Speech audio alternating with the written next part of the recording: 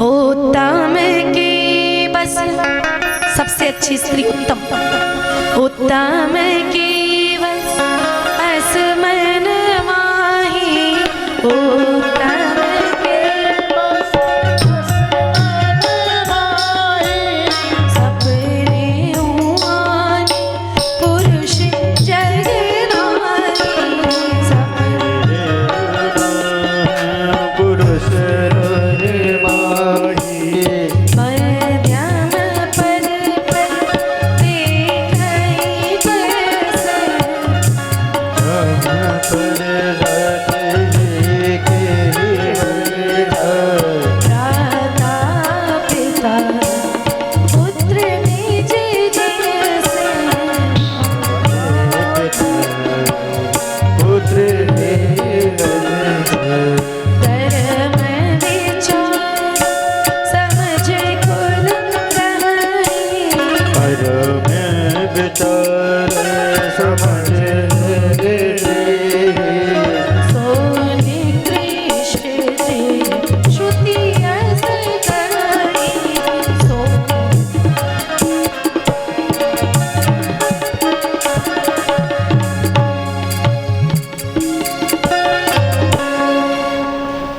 सबसे अच्छी स्त्री उसे बताया गया है जिसके सपने में भी कोई अन्य पुरुष ना आए, सबसे उत्तम। मध्यम उससे उसके बाद में मध्यम परपति देखें कैसे। दूसरे प्रकार की स्त्री बताई गई है कि जो पर पुरुष को तो देखती है, लेकिन कैसे, अगर बराबरी का है तो भाई के समान, खुद से छोटा है तो पुत्र के समान, खुद से बड़ा है तो बाप के समान, पिता के समान। ये दूसरे नंबर की। तीसरे नंबर की, शादी होने के बाद जो स्त्री भैया ससुराल में तो रह रही है लेकिन कैसे कोस रही है, रोज कोसती है, चलो अब शादी हो गई है, रहना है, भुगतना है, तो ऐसी प्रकार की स्त्री तीसरी बताई गई है।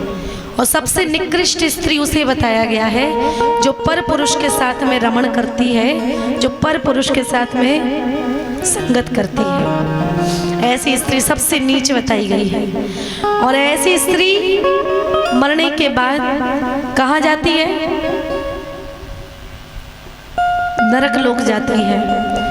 पति कैसा भी हो, वृद्ध रोग बस जड़ धन हीना, अंध बधिर क्रोधी यति दीन, ऐसे उपति कर कि ये अपमाना, और नारी पाए जमपुर दुख ना।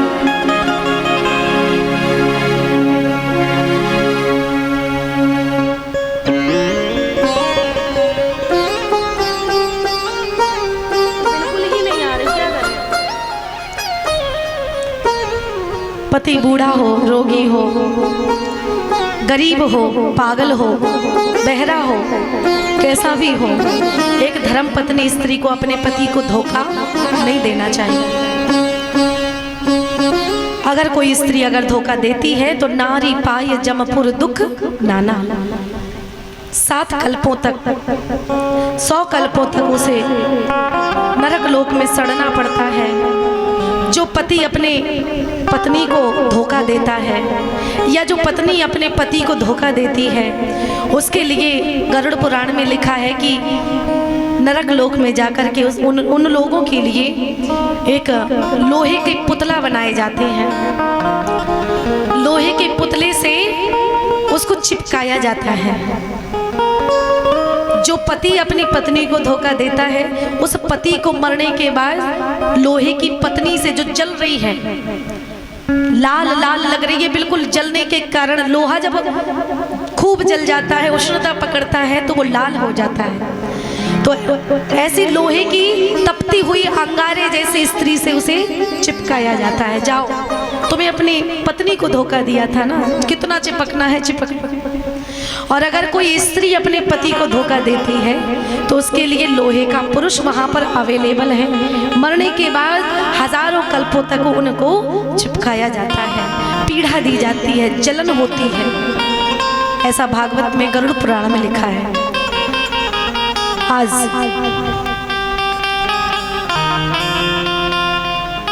श्री सुखदेव जी महाराज कहते हैं, वर्णन जब किया तो पत्नियों ने, उन गोपियों ने सुना, ठीक है कन्हैया बात तो तुम सही कह रहे हो, लेकिन हम अपनी पत्नी को धोखा नहीं दे रही हैं। हमारे पतियों के भी आप पति हो, हमारे तो पति हो ही। दिन भर हमने अपने पति की सेवा की, इसके बाद में अब हम आपकी सेवा करने आए हैं, क्योंकि ये तो जगत पति, ये तो घर के पति हैं, लेकिन जगत पति तो आप हो। यहाँ से जाने के बाद हम हो या हमारे पति हो, सबको आपकी पत्नी बनना है, क्योंकि हम उस परमात्मा की ही आत्मा हैं, हम उस परमात्मा के ही अंश हैं। मरने के बाद हमारी आत्मा से परमात्मा का विवाह कराया जाता है, दोनों साथ में रहते हैं। तो हम उस परमात्मा के कौन हुए? पत्नी हुई, अर्धांगिनी हुई। चाहे चींटी हो, चाहे हाथी हो, चाहे स्त्री हो, चाहे पुरुष हो, तुम पूर्ण परमात्मा, तुम अंतर्यामी, जगत पिता जगदीश्वर, तुम सबके स्वामी, आप ही सब कुछ हो, सबके हो पति। तो प्रभु हम अपने पति की सेवा करके आए, अब हम आपकी सेवा करना चाहते हैं, ठीक है। आज कन्हैया जैसे ही सारी गोपियों के बीच में नाचने लगे तो गोपियों को घमंड हो गया। देखो तो जो दुनिया को नचाता है आज उसे हम नचा रही हैं। तो जहाँ घमंड होगा, जहाँ अभिमान होगा, वहाँ भगवान नहीं रहते। अभिमान में तीन गए, धन वैभव और वंश, ना मानो तो देख लो रावण कौरव कंस।